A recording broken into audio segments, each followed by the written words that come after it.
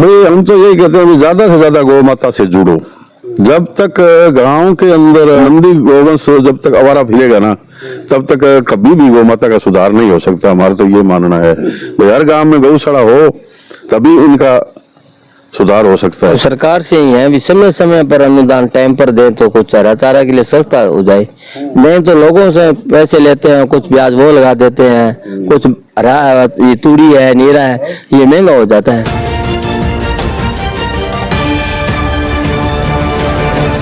नमस्कार मित्रों, MW news मुखर वक्ता में आपका स्वागत है।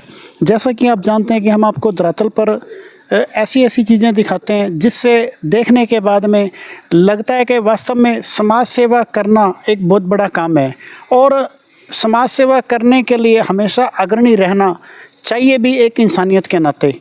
और आज मैं पहुंचा हूं हरदयालपुरा गांव के अंदर, जहां पर श्री गौशाला सेवा समिति के संचालक मंडल हैं, उनके साथ में वार्ता करूंगा और हम इनसे जानेंगे कि कब से गौशाला का स्टार्टअप हुआ और किस तरह से इन पशुओं को संभाला जा रहा है, किस तरह से ये आयोजन बड़े ही अच्छे ढंग से किया जा रहा है। हम देख रहे हैं कि गौशाला बहुत ही शानदार बनी हुई है, बहुत ही अच्छे तरीके से बनाई गई है। और देखा जाए तो पिछले 4 साल से गौशाला का निर्माण हुआ, किस तरह से निर्माण किया गया और किन किन मुसीबतों का सामना किया, तो हमारे साथ में मौजूद हैं। सबसे परिचय लेंगे। तो सबसे पहले तो सब आपका स्वागत है। नमस्कार जी, मैं जी शिव कुमार दारनिया, संरक्षक श्री गौशाला सेवा समिति हरदयालपुरा, तहसील अध्यक्ष श्री गुरु जम्बेश्वर पर्यावरण एवं जीव रक्षा प्रदेश संस्था गोलूगढ़ तहसील। और अब हमारे जो जिला अध्यक्ष है गौशाला सेवा समिति हनुमानगढ़ के बजरंग जी शेखावत, उन्होंने मुझे नया दावतिया दिया है खाराचक, अपने खुनीचक, सूरावाड़ी, खोतावाड़ी और हरदयालपुरा 5 गौशाला का मुझे अध्यक्ष नियुक्त किया है। उनकी साथ संभाल भी अब मुझे करनी होगी। उसके अंदर देख रेख, कभी कागज़ कभी कम हो गए, कभी अनुदान में कोई कमी नहीं रह जाए, कभी कोई बीमारी नहीं आ जाए गौ माता में। खैर यही इसीलिए थोड़ी सी जिम्मेवारी बढ़ गई है। तो दारनिया जी, आप जैसे संरक्षक हैं, तो गौशाला का निर्माण कब हुआ, कैसे हुआ, थोड़ा विस्तार से बताएं। सन 2008 में ये एक थोड़े से रूप में चालू हुई थी गांव के अंदर, फिर धीरे धीरे कारोबार बढ़ता गया और फिर कोई दानवीर गंगानगर से आया था, उन्होंने हमारे को ये 3.5 बीघा ज़मीन दान में दी और नक्शा भी दिल्ली से ले आए।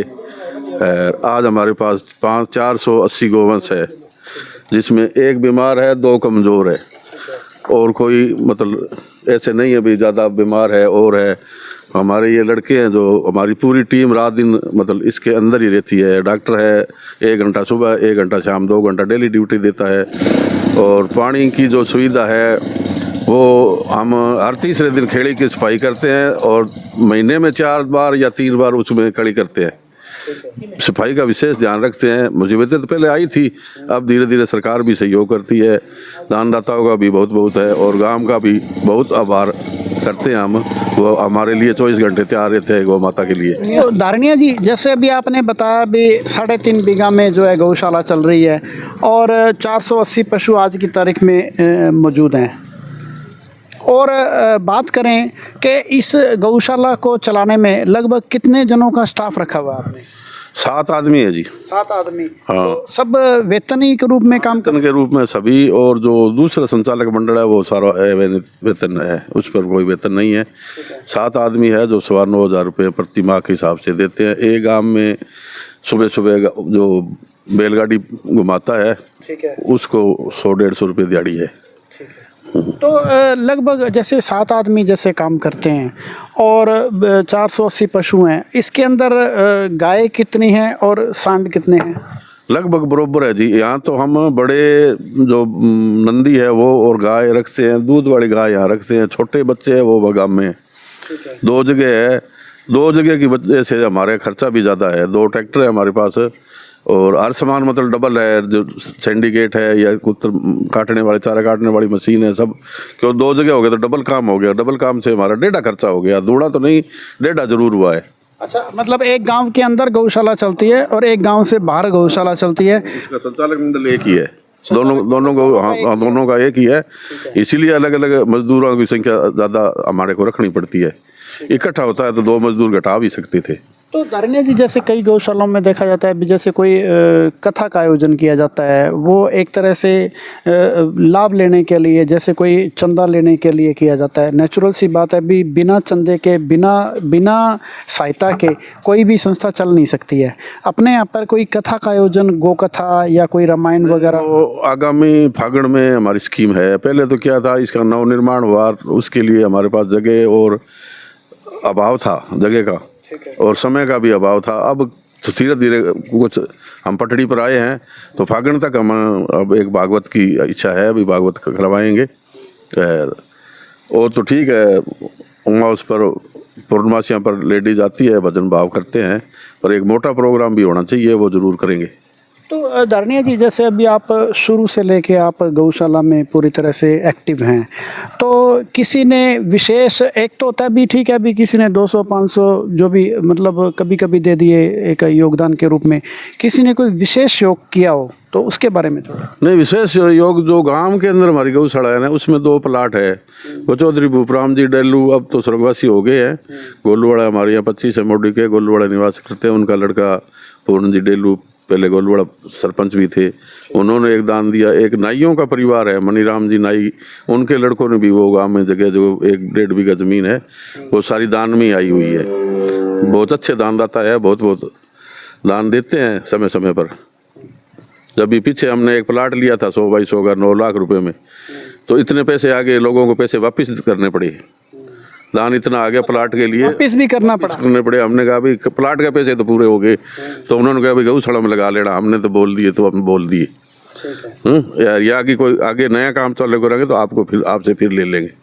दानवीर है पूरा गांव, हर पास ऐसी दूर दूर से हमारे सवामणि आती है, जम्मू कश्मीर से आती है, दिल्ली से आते हैं। दिल्ली से एक सैनी साहब है, उन्होंने हमारे वो सिंडिकेट है, तूड़ी छाड़ने वाली मशीन है, 30-30 हज़ार रुपये लागत आई, वो दिल्ली से भेजी है उन्होंने। वाह जी वाह। मतलब बाहर से भी, केवल ये नहीं है कि लोकल स्तर की बात है, जो अपने को जो अपने को सहायता है वो सहयोग के रूप में बाहर से भी है, केवल लोकल नहीं है। जो भी एक बार हमारी गौशाला में देखने के लिए आता है, वो कुछ न कुछ जरूर देख के जाता है, या दोबारा देखने की उसकी इच्छा होती है भी एक बार और देख रहा हूँ। ठीक है। तो इसके अलावा अपने साथ में जैसे और भी साथी हैं, उनसे भी वार्ता करेंगे। तो हाँ जी सर, आपका क्या शुभ नाम? भूपराम धरण्या जी। तो आप किस पोस्ट पर हैं? मैं सरकारी टीचर हूँ। छुट्टी होने के बाद मैं आता हूँ सेवा करने के लिए। ठीक है, सेवा करने के लिए। हाँ जी। कोई विशेष योगदान आपने दिया हो? योगदान देते हैं, बस शारीरिक रूप से योगदान देते हैं? हाँ जी। बहुत बहुत बढ़िया बात है। हाँ जी, आपका नाम जी? इंद्रजीत बिश्नोई जी। आप क्या करते हैं? यहाँ की देख रेख गौशाला के 2000। पोस्ट है आपकी? हाँ जी, पोस्ट आपकी? पोस्ट जी मेरी देख रहा है सुपरवाइजर की है। प्रबंधक? हाँ जी, प्रबंधक के रूप में काम कर रहे हैं। तो आप वेतन के ऊपर काम कर रहे हैं? हाँ जी, अभी 2 साल है, मेरे को गांव की मीटिंग बिठा के और वेतन देना चालू किया है। ठीक है। पहले कितना मैं वेतन दे रहे हैं आपको? ये 9000 रुपये है। 9000? हाँ जी। तो आपका काम भी यही है? हाँ, काम भी ये क्या कहना चाहोगे गौशाला के बारे में? बहुत अच्छे है जी। पहले तो एक इसको खेतों में पशु ना जाए इसके लिए एक छोटी संस्था बनाई थी। बाद के अंदर गांव के लोगों के अंदर एक भावना पैदा हुई, भाई हम गौ सेवा करेंगे। धीरे धीरे हमें गांव के अंदर जो गौशाला है उसमें भूमिदान मिली, फिर और भाइयों ने साथ दिया करके वो हो गया, फिर रुझान बन गया गांव का। प्रत्येक महिला उमास पुण्यू भारतीय जो भी है, महिला आती है, भजन कीर्तन करती है, पूरा गांव का सहयोग मिलता है जी। एक छोटा सा गांव होने के नाते हमारे गांव के अंदर 2 गौशाला चल रही है जी, और ये सिर्फ गांव के सहयोग से ही चल रही है जी। बिल्कुल, गांव के सहयोग से ही चल रही है। 2-4 पशु से स्टार्ट किया, उसके बाद में लगातार जो है चल रही है। हाँ जी सर, आपका नाम? मेरा नाम जितेंद्र कुमार जी। क्या करते हैं आप? मैं पहले तो जॉब करता था जी, अब तो जॉब ही करता हूँ, पर जयपुर में हूँ, अभी ट्रेनिंग पे हूँ जी मैं। वैसे अभी 7 दिन के अंदर 4 दिन मैं जाता हूँ ड्यूटी पे, और गौशाला में शाम के टाइम डेली सेवा करने के लिए आते हैं जी। फ्री सेवा करते हैं? हाँ जी, हाँ जी, फ्री सेवा, बिल्कुल फ्री जी। तो मतलब उसका कैसा लगता है आपको गौशाला में आना? क्यों, मतलब किस वजह से करते हैं आप सेवा? कोई विशेष कारण है, क्या वजह? नहीं जी, कोई कारण नहीं है। वैसे गौ माता के प्रति ऐसे भाव ही हो गया कि सेवा करनी करनी है तो करके। और हमारी मंडली भी है 5-7 लड़कों की, हम हरे चारे की भी व्यवस्था करते हैं या बाहर जैसे मिलता है कोई लेने चले जाते हैं या ले आते हैं। वैसे ऐसे गौ माता के प्रति भाव बन गया हमारा सेवा करना ही जी। बहुत अच्छी बात है, अभी भाव बन गया उस वजह से। हाँ जी सर, आपका शुभ नाम? राजेंद्र है सिद्ध। आप राजेंद्र सिद्ध, हाँ जी, कोषाध्यक्ष हूँ गौशाला का। हाँ जी, कोषाध्यक्ष। तो आप क्या कहना चाहेंगे गौशाला के बारे में कि किस तरह से चल रही है और क्या मतलब किसका विशेष रूप से योगदान? अच्छी चल रही है, गांव का सहयोग है सर। तो अभी जैसे 480 पशु अपने जैसे दोनों गौशालाओं के मिला के हैं, तो अभी अनुदान कितने पशुओं का है? 480 का आ रहा है। 480 का है और पूरे 480 ही पशु हैं? नहीं, 500 है वैसे तो। 20, हाँ, छोटे हैं, छोटे का अनुदान नहीं आता। तो एक बात बताओ सुरेंद्र जी के जैसे अभी आप जैसे कोषाध्यक्ष भी हैं, क्या जितना अनुदान आता है उससे गौशाला का समय व्यतीत हो जाता है, कैसे उसको मैनेज करते हैं? नहीं होता। अब सरकार का धन्यवाद है, अभी 9 महीनों का अनुदान देने लगी है अभी, उससे कुछ ठीक है। जन सहयोग, कुछ जन सहयोग से होता है सर। मतलब जन सहयोग से ही जो है गौशाला संचालित हो रही है पूरी तरह से। अगर जन सहयोग नहीं हो तो केवल सरकारी अनुदान से तो गौशाला चलने से रही चलती नहीं है। तो विशेष रूप से गांव वालों का, अब जैसे दारिया जी ने बताया कि गांव वाले ही नहीं उल्टा बाहर से लोग वो भी योगदान दे रहे हैं, सहयोग दे रहे हैं। वही ऑनलाइन पैसे दे रहे हैं, कोई सुहावनी के लिए दे रहे हैं, हाँ, हरे के लिए, पानी के लिए भी दे रहे हैं। अब जैसे अभी इन्होंने बताया कि जैसे शाम को रोज सेवा करने के लिए आते हैं गायों की, तो कितने के ऐसे लोग हैं, आप जैसे सारा दिन यही रहते हो, कोषाध्यक्ष भी हो, तो कितने के लोग हैं जो विशेष रूप से सेवा करने के लिए आते हैं? 20-25 से बोलना। क्या नाम है आपका? राहुल। तो क्या करते हो आप? सेवा सेवा करते हो, गौ सेवा करते हो, पढ़ाई नहीं करते हो? करता बढ़ाई। कौन सी क्लास में पढ़ते हो? 11वीं। 11वीं में पढ़ते हो। आपका गांव? दयालपुरा। दयालपुरा। तो पढ़ने के साथ साथ में आप जैसे गऊं की सेवा भी विशेष रूप से करते हैं? करता हूँ। तो कैसा फील होता है आपको गऊं की सेवा करते हुए? क्यों करते हैं आप, किस कारण से करते हैं?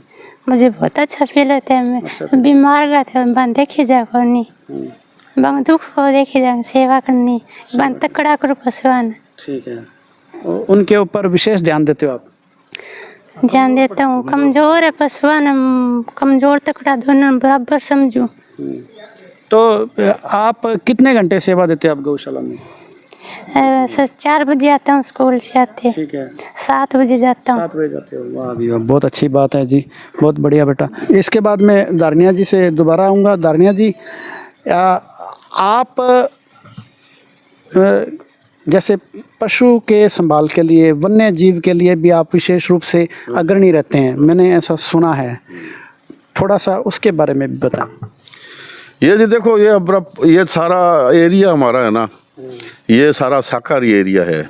यहाँ बाहर से शिकारी आते हैं, और जो इधर से हरदयालपुरा गांव से जो पीढ़ीमुना की तरफ है, वहाँ बिश्नोइयों के गांव है, वहाँ तो लोग डरते हैं। हमारा हरदयालपुरा से इधर 40 किलोमीटर दूर आगे दुलपुरा गांव आता है बिश्नोइयों का।